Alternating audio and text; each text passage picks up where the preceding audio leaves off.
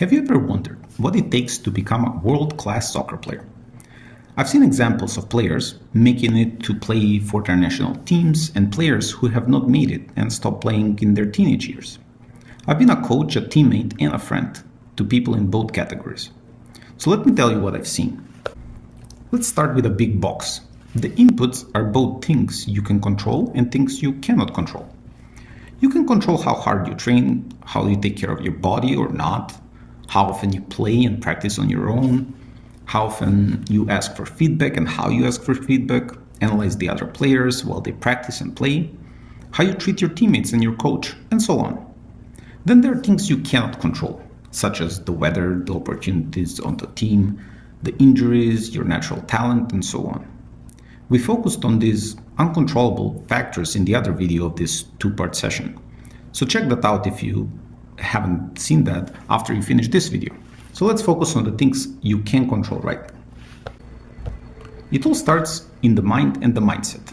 There's a saying, those who say they can and those who say they can't are both usually right.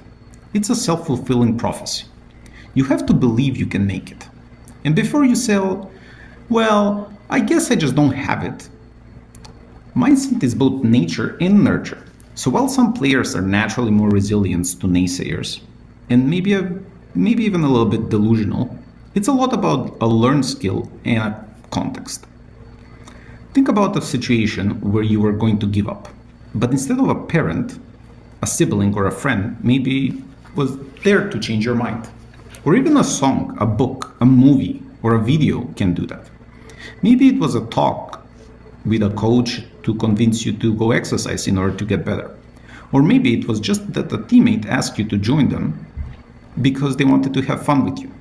Same result, you went out to play and exercise. But part of this mindset is to surround yourself with people that encourage you to go and do the right things. However, the biggest factor in the mindset is to understand that you're still at the beginning of the journey. Unless you're already in your 20s or late 20s and you're just starting. So don't expect scoring at stadiums full of people. Expect that this is the moment to put in the hard work, often uncomfortable and seemingly boring.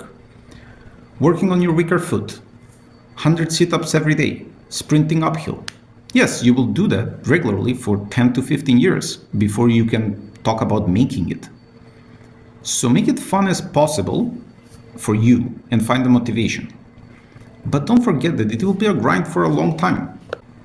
The second big factor is talent. What does that even mean? You see a 3-year-old kids running in the park and one kid is twice as fast as their peers.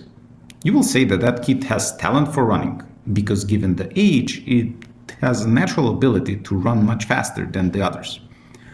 We often say that this is nature. Often genetics play a role in that and there's very little you can do about that. However, when looking at an 18-year-old player, we look at the ability to outrun the opponent. And we often call that ability and not talent. To transfer the talent into ability is a whole different story on its own. How is the talented kid going to develop 15 years from now? It's hard to predict. But in addition to the talent, we need to see if they will actually train and exercise regularly or just sit around all day without physical exercise. Maybe they will learn some techniques to run faster and be more efficient in using their bodies. To become world-class at something, you need both talent and the effort over many years, ideally with coaches and mentors that will expedite that learning. I picked running as a talent because it's obvious at a very early age. But what about scanning or positioning? It's definitely a skill and some players are naturally better than others. Lebron James tells the story of how he is shocked when he was playing in the NBA with players that once they learn a play from the left side, they cannot just mirror it, the same play from the right side. He said that he had that ability when he was 9 years old. This is clearly a world-class talent. He further developed it over time, but the advantage was there very early on. At that age, being tall, athletic, and decent ball handler can make you dominate and completely ignore other talents such as scanning and awareness. LeBron is very athletic, even compared to other NBA players, which allowed him to stick with basketball until it was time to use other talents at that age. On the other hand, He's not the shooter Steph Curry is, but he worked his way to be at least average.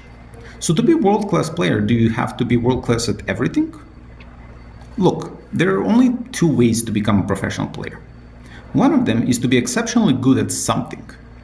The other way is to be above average at a lot of things. To be a world-class player, you have to be in the first category. So let me explain.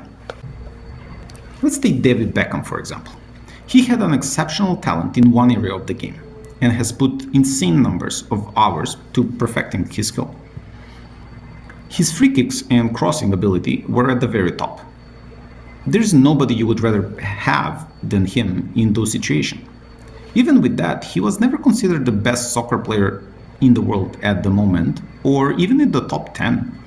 There are other players like that, even lower on that ladder, such as James Ward-Prowse or Sinisa Mihajlovic. Best free kick takers in their time, but only average players overall. That is because other aspects of the game are only average or even below average. They still are professional players that we all have heard of, playing in the top leagues of the world, because they have worked really hard to improve on those weaknesses to become at least average, as well as work on their strength to become world-class free kick takers. Which one should you focus on then? Improving weaknesses or mastering strengths? Well, it depends. There's a story of pre-game tactical session in Chelsea locker room against a lower table team. Everybody were focusing on how to defend well and counter the opposition strengths. Eden Hazard looked uninterested, and after they provoked him to say something, he said, "It's a weak team. We've beaten them before. Just give me the ball and I'll score." He ended up scoring 2 goals for a 2-1 win. His strengths to dribble past several players and shoot perfect shots, really only using his stronger foot, were such world-class that he could ignore all his weaknesses for many years. He didn't really defend, he was often lazy in making runs, he didn't get into duels when defending, especially in the air. He even was not really fit when he went to Real Madrid. While he was using his strengths to score goals for the team, the rest of the team had to make up for all of that. So you should be realistic if you're Eden Hazard or you're the other professional teams players on the team. But also, are you playing a weak team that you can defend only with 10 players? What did we learn from these stories? To become truly world-class attacking player, you need to have exceptional, valuable skill. If it can bring goals regularly, either by scoring or assisting, then you can have certain weaknesses and live with them. However, if you're primarily focused on defending and defensive duties on the team, then you have to improve on your weaknesses, because the opponents will target those every single time. If we have a short defender, then the opposition will try to have high crosses that we have to defend. If the defender is tall but slow, then the striker will try to outrun them on every single opportunity. Even for world-class defenders, we have to eliminate the weaknesses before we can benefit from their exceptional abilities. The last advice I want to share is that all professional players learn lessons, but all world-class players are learning machines. They know how to ask and receive feedback, not just the coaches, but everybody they can learn from. They ask the more senior players for tips, they keep stealing moves from the opponents and the teammates. They would learn from physios, doctors, nutritionists, teachers, neighbors, celebrities, movies, books, and so on. Going back to the mindset, they believe they can learn anything. It's just a matter of time and effort. Everything is possible for them, and they're willing to put in the work and all the hours with it. Be humble and absorb knowledge from everybody and anybody, everywhere and anywhere. But becoming professional or world-class soccer player is not for everybody.